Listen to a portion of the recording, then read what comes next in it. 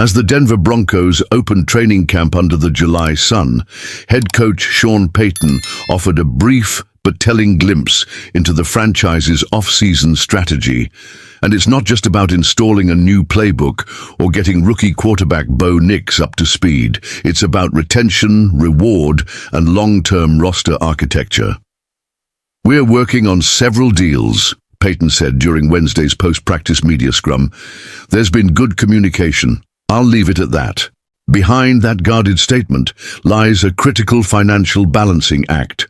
Multiple key starters on both sides of the ball are pushing for extensions, and the Broncos front office appears intent on resolving several of them before week 1.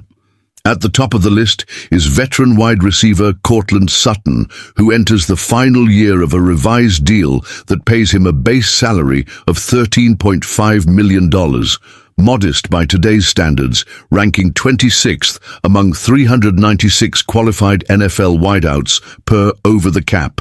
Sutton, who turned 29 in October and is viewed as the most established weapon in Denver's passing game, is reportedly seeking a new deal in the $18 to $22 million range annually. For context, that would put him just below the likes of Mike Evans and Amon-Ra St. Brown, a bold valuation but not without merit. Sutton led the Broncos in receiving touchdowns in 2023 and remains a red zone force.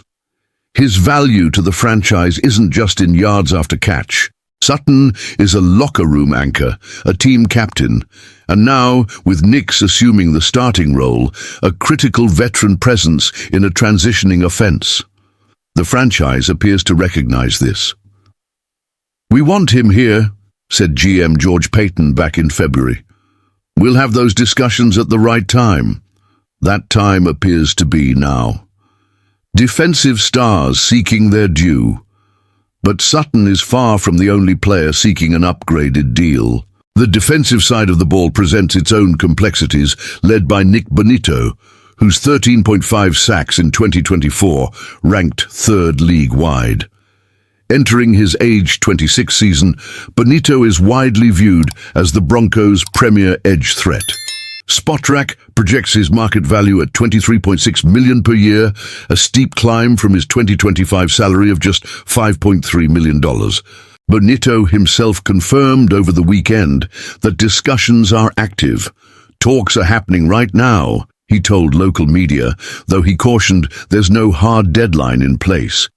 Then there's Zach Allen and John Franklin Myers, the bookend defensive linemen who've been subtly, and at times not so subtly, campaigning for raises of their own.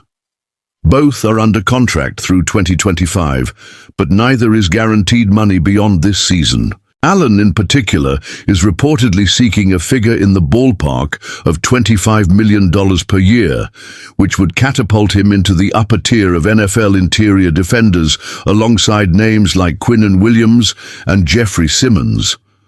A cap conundrum in the making. The Broncos, as of this week, have just $12.6 million in available cap space, a figure that underscores the urgency and the difficulty of these negotiations. Denver's front office has historically prioritized rewarding homegrown talent. Left tackle Garrett Bollers is a prime example of this draft and develop model, as is safety Justin Simmons before his release. That philosophy now faces its biggest test under Payton and Payton. With the team clearly all in on developing around Bo Nix, there's mounting pressure to maintain a supporting cast that can accelerate his growth and preserve Denver's recent defensive identity. A unit that ranked top 10 in sacks and red zone efficiency last season. The puzzle isn't unsolvable. Extensions often come with backloaded cap structures and performance-based incentives to manage short-term financial strain. But each contract represents a domino.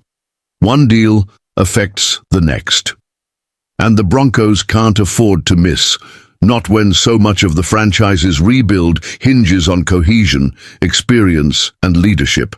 As training camp continues and preseason looms, all eyes are on how Denver threads this needle. Will Sutton get his payday? Can Bonitto break the bank without breaking the cap? and who, if anyone, might become a casualty of the numbers game. This is the business side of football, the strategy behind the strategy. If you're passionate about the moves that shape teams and seasons, you're in the right place.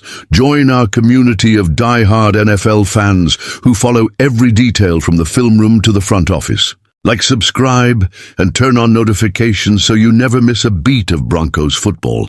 Because here, we don't just watch the league, we live it.